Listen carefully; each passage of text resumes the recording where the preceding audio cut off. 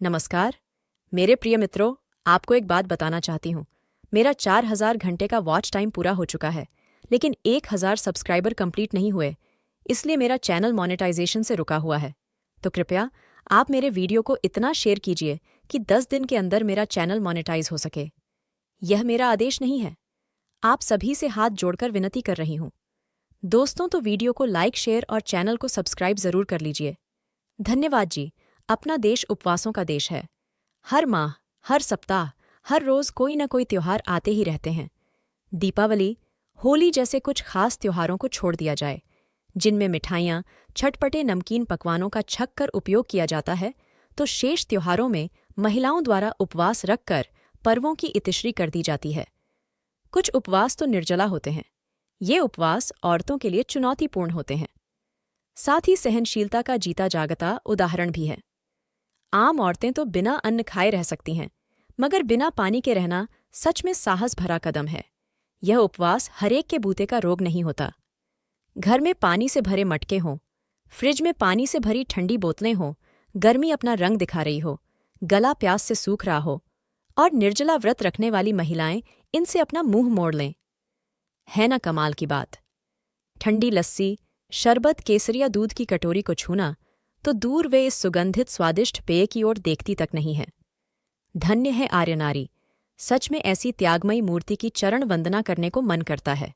ऐसा निर्जला उपवास करने वाली औरतों की संख्या उंगलियों पर होती है, मगर खा पी कर उपवास करने वाली घरेलू औरतें हर घर में मिल जाती हैं, जो परिवार के स्वास्थ्य, सुख समृद्धि के लिए गाहे बगाहे उपवास करती रहती हैं। उपवास के नाम पर वे अन्न त्याग करने में अपनी जबरदस्त आस्था रखती हैं। प्रातःकाल स्नान कर घोषणा करती हैं कि उनका आज उपवास है। वह अन्न ग्रहण नहीं करेंगी, मगर फलाहार के नाम पर सब चलता है। मौसमी फलों की टोकरियां इस बात का प्रमाण होती हैं कि परिवार की महिलाएं कितनी सात्विक हैं, श्रद्धालु हैं, त्यागी हैं। ऐसे तीजत त्योहार में वे अनाज की ओर देखती तक नहीं हैं।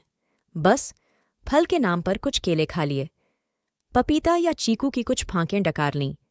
कोई पूछता तो गंभीरता से कहती, मैं तो कुछ खाती नहीं, बस थोड़े से भुने काजू ले लिए, कुछ दाने किशमिश, बादाम चबा लिए। विश्वास मानिए, मैं तो कुछ खाती नहीं।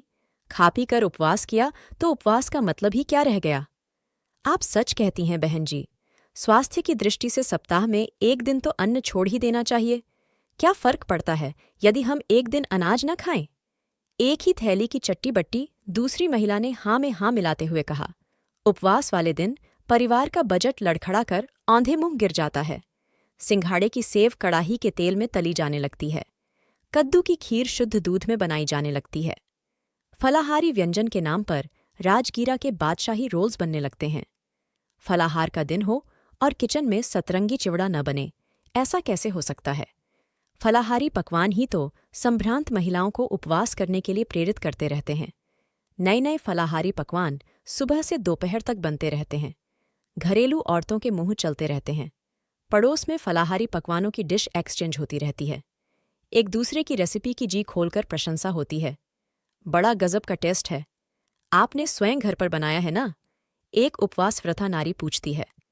नहीं बहन जी, आजकल तो नए नए व्यंजनों की विधियां पत्र पत्रिकाओं में हर माह प्रकाशित होती रहती है। अखबारों के संडे एडिशन तो रंगीन चित्रों के साथ रेसिपीज से पटे रहते हैं। इसी बहाने हम लोग किचन में व्यस्त रहती हैं।